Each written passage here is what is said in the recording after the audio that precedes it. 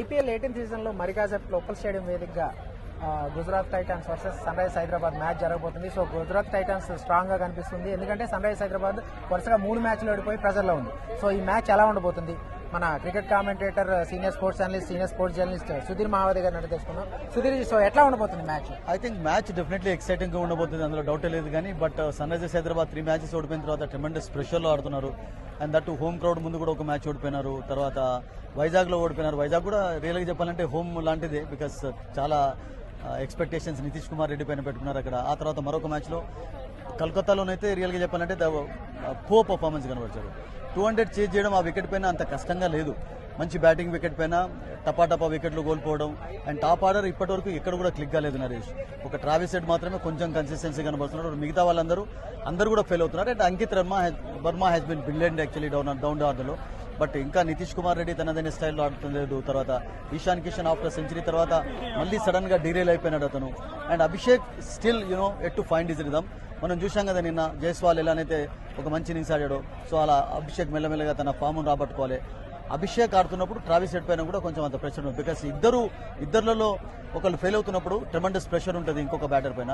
And మరొకటి ఏంటంటే Naresh, top ఆర్డర్లో ముగ్గురు కూడా లెఫ్ట్ హ్యాండెడ్ ఉండడం అనేది కొంచెం వర్కౌట్ అవుతుందా వాళ్ళకు? ఒక రైట్ లెఫ్ట్ కాంబినేషన్ ఒకవేళ ఉన్నట్టయితే that can give them some good results అని నాకు అనిపిస్తుంది. అయితే బ్యాటింగ్ ఆర్డర్లో ఏదైనా చేంజ్ చేయాలనుకుంటున్నారా? ఇషాన్ కిషన్ ని సెకండ్ 1 డౌన్ లో పంపించడం నథింగ్ రాంగ్ అండి. ఇషాన్ కిషన్ యాక్చువల్లీ ఓపెనింగ్ ఆడగలుగుతాడు. అభిషేక్ కొంచెం స్ట్రగుల్ అవుతున్నాడు కనుక అతన్ని ఫస్ట్ డౌన్ లో తీసుకురావచ్చు, లేకుంటే సెకండ్ డౌన్ లో తీసుకువచ్చి ఒక రైట్ లెఫ్ట్ కాంబినేషన్ స్టార్టింగ్ లో ఉన్నట్లయితే బౌలర్స్ కూడా కొన్ని ఇబ్బందులు ఉంటాయి.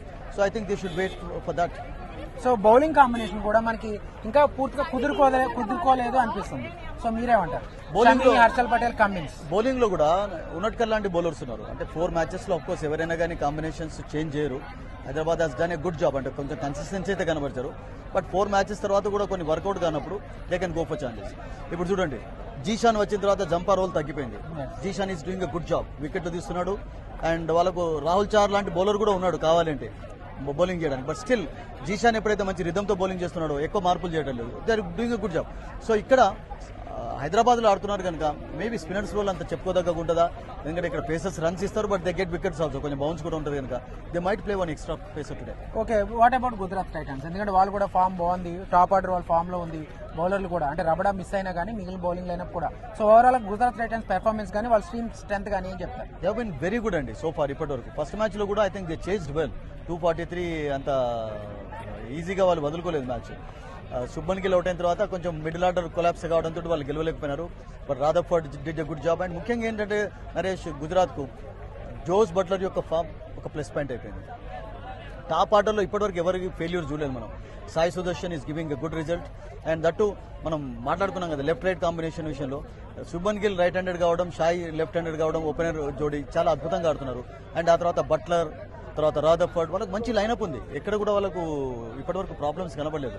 So they have got some good hitters in there squad. Okay, final గా ఉప్పల్ స్టేడియంలో ఈ రోజు ఎంత స్కోర్ ఎక్స్పెక్ట్ చేయొచ్చు?